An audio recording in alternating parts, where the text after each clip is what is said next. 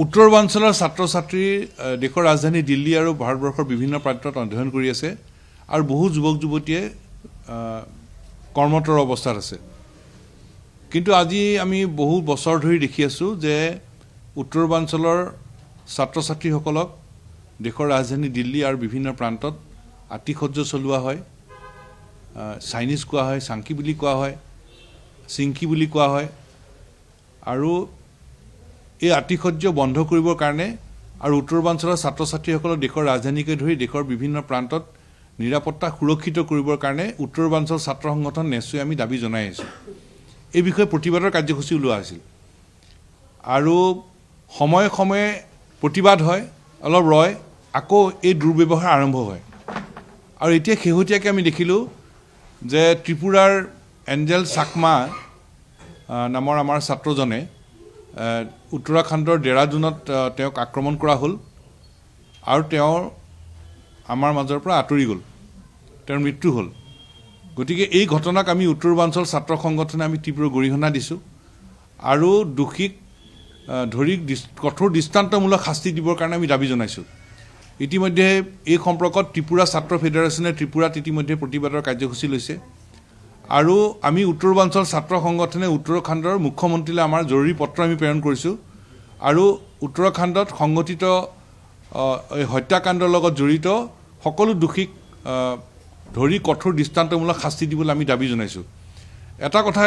অতি স্পষ্ট যে ভাৰতবৰ্ষৰ আন আন প্ৰান্তৰ নাগৰিকসকলে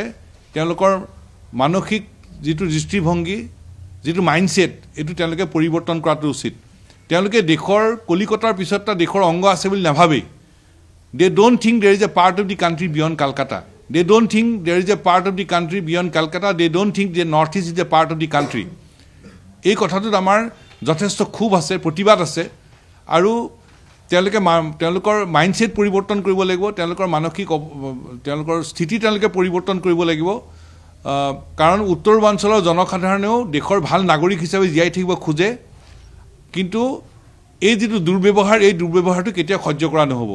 দি people of north east would like to stay like a good citizen of the country like other parts of the country but this behaviour can not be tolerated এই ব্যৱহাৰ এই দুৰ্ব্যৱহাৰ কেতিয়াও আমি সহ্য নকৰোঁ দেশৰ ৰাজধানী আৰু দেশৰ আন আন প্ৰান্তত উত্তৰবাঞ্চলৰ ছাত্ৰ ছাত্ৰীসকলক চাইনিজ ক'ব চিংকিক বুলি ক'ব এই দুৰ্ব্যৱহাৰ আমি কেতিয়াও সহ্য নকৰোঁ এই কথা কেতিয়াও আমি মানি নলওঁ আৰু এইটো কথা স্পষ্ট যে উত্তৰাখণ্ড চৰকাৰে এই এঞ্জেল চাকমাক হত্যা কৰা হত্যাকাৰীৰ ওপৰত কঠোৰ দৃষ্টান্তমূলক শাস্তি দিব লাগিব কেন্দ্ৰীয় চৰকাৰে এই ক্ষেত্ৰত হস্তক্ষেপ কৰিব লাগিব যদি হত্যাকাৰীক যদি শাস্তি নিদিয়ে তেতিয়াহ'লে উত্তৰবাঞ্চল যদি আমি প্ৰতিবাদৰ কাৰ্যসূচী ল'বলৈ আমি আগবাঢ়িম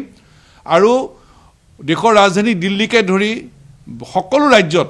উত্তৰবাঞ্চলৰ ছাত্ৰ ছাত্ৰীসকলৰ সুৰক্ষিত অনুভৱ কৰিব লাগিব উত্তৰবাঞ্চলৰ প্ৰত্যেকজন নাগৰিকে সুৰক্ষিত অনুভৱ কৰিব লাগিব এই ক্ষেত্ৰত কেন্দ্ৰীয় চৰকাৰৰ লগতে উত্তৰবাঞ্চলৰ সকলো ৰাজ্যই এই ক্ষেত্ৰত ফলপ্ৰসূ ব্যৱস্থা ল'বই লাগিব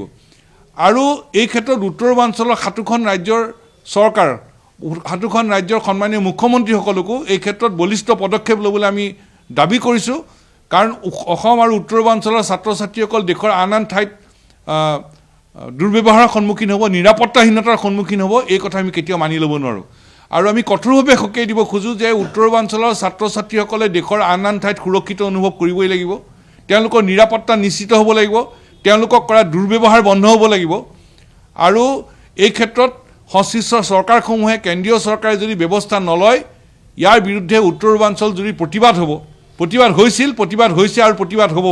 আৰু উত্তৰবাঞ্চলৰ 7খন ৰাজ্যৰ সন্মানীয় মুখ্যমন্ত্ৰীসকলক চৰকাৰসমূহক এই ক্ষেত্ৰত ফলপ্ৰসূ ব্যৱস্থা ল'বৰ কাৰণে আমি দাবী জনাইছোঁ